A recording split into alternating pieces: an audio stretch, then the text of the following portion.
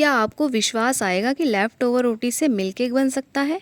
मुझे तो बिल्कुल भी नहीं आया था जब मैंने ये रेसिपी देखी थी। मैंने बिल्कुल भी नहीं सोचा था कि मिल्क केक इतना टेस्टी होगा, लेकिन ये मिल्क केक ट्रस्ट मी बहुत ही टेस्टी था और मुझसे ज़्यादा तो मेरे हस्बैंड और मेरी बेटियों को बहुत पसंद आया था। चलिए इसे बनाना शुरू करते हैं। इसके लिए मैंने लेफ़्ट ओवर 3 रोटियाँ ली हैं और इन्हें छोटे छोटे टुकड़ों में मैंने कर लिया है।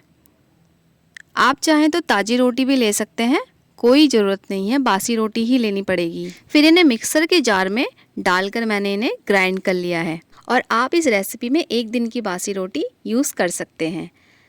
अब मैंने इसको ग्राइंड कर लिया है। देखिए इस तरीके से ये ग्राइंड होगा और फिर हम इसे एक प्लेट में ट्रांसफ़र कर लेंगे।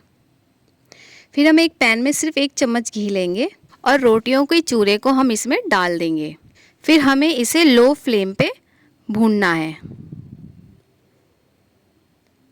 गैस की फ्लेम हम ज़्यादा हाई नहीं रखेंगे, लो से थोड़ी मीडियम हम रख सकते हैं और इसे भूनने में हमें 5 मिनट लगेंगे। फिर मैंने इसमें 1 कटोरी नारियल का बुरादा ऐड किया है। फिर हम इसको भी इसके साथ भूनेंगे थोड़ी देर तक और नारियल का बुरादा ऐड करने से रोटी का जो टेस्ट है वो बिल्कुल ही चेंज हो जाएगा। आपके मिल्क केक में रोटी का स्वाद बिल्कुल भी नहीं आने वाला। रोटी का मिक्सर हमारा भुन चुका है, उसे हमने अब साइड कर लिया है। अब हम एक दूसरा पैन लेंगे और उसमें हम 3-4 चम्मच चीनी डालेंगे, बिना किसी घी को ऐड करे या बिना किसी पानी को डाले। चीनी को हमें लो फ्लेम पे कैरमलाइज करना है। इससे हमारे मिल्क केक का कलर एकदम दुकान जैसे मिल्क केक की तरह आ जाएगा और साथ ही साथ स्वाद में भी बढ़ोतरी हो जाएगी। फिर हम इसमें थोड़ा दूध ऐड करेंगे। ये दूध मैंने 1 गिलास लिया है, फुल क्रीम। अब हम इसे धीरे धीरे लो फ्लेम पे पकाएंगे।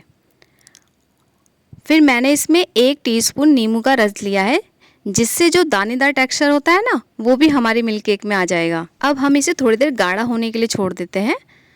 फिर हमने जो मिक्सर तैयार किया था रोटी और नारियल का, उसको हम फिर से मिक्सी में पीसेंगे। अब आप सोच रहे होंगे कि इसे 2-2 बार क्यों पीस रहे हो, एक ही बार पीस सकते थे।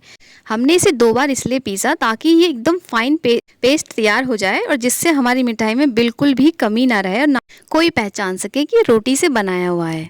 फिर इस मिक्सचर को हम इसमें धीरे धीरे ऐड करेंगे। गैस की फ्लेम हमें लो ही रखनी है और लो फ्लेम पे हम इसे पकाएंगे। और दोस्तों, मैं कोई मास्टर शेफ़ नहीं हूँ, मैं भी यूट्यूब पे नई नई रेसिपी देख देख के ट्राई करती हूँ और जो रेसिपी कम सामान में टेस्टी बने वही मैं आपके लिए लेके आती हूँ और जो बनाने में भी इजी हो। फिर मैंने इसमें आधी कटोरी शुगर और ऐड किया है। चीनी आप अपने हिसाब से ले सकते हैं और हाँ, शुगर आप एकदम लास्ट में ही ऐड करना, जब ये बैटर थोड़ा इकट्ठा सा होने लग जाए। फिर मैं इसमें इलायची डालना भूल गई थी, तो मैंने 2 इलायची इसमें बाद में डाली, लेकिन आप इलायची पहले ही ऐड कर देना जब आप मिक्सर डालोगे उसी समय।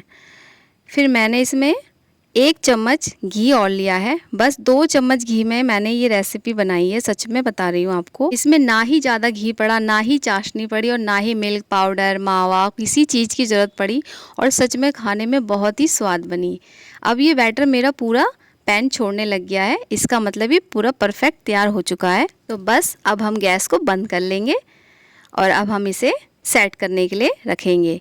तो मेरे पास कोई मोल्ड तो था नहीं, मैंने अपनी लड़की का लंच बॉक्स लिया और इसमें थोड़ा सा घी लगाकर इसको ट्रांसफ़र करा और फिर इसे चम्मच से दबा दबा के मैंने सेट किया। आप इसे दबा दबा के ही सेट करना, तब ये सही से सेट होगा। और फिर आप चाहें तो इसे रूम टेम्परेचर पे भी रख सकते हैं 1-2 घंटे के लिए, लेकिन मैंने इसे फ्रिज में रखा था 2 घंटे के लिए और फिर ये सही से सेट हो गया था। और 2 घंटे बाद आप इसे ऐसे प्लेट में ट्रांसफ़र कर सकते हैं। इसको निकालने में बिल्कुल भी दिक्कत नहीं होती, ना ही किसी बटर पेपर की ज़रूरत होती है। देखिए एकदम आसानी से ये निकल जाता है। फिर मैंने इसको कट कर दिया है स्क्वायर में और सिर्फ 3 रोटी में ये देखिए कितनी सारी मिठाई तैयार हुई है बनके। तो इस फेस्टिवल आप भी एक बार ज़रूर ये मिठाई ट्राई ज़रूर करना और प्लीज़ मुझे कमेंट करके बताना कि मिठाई अच्छी बनी कि नहीं। देखिए बिल्कुल लग रही है ना रियल मिल्क केक, और देखिए खाने में भी बहुत ही स्वाद बनेगी, एकदम सॉफ्ट बनेगी और आपके घर वाले आपकी तारीफ़ करते रह जाएंगे। अगर आपको ये रेसिपी अच्छी लगे तो प्लीज़ लाइक करना। Thank you for watching me.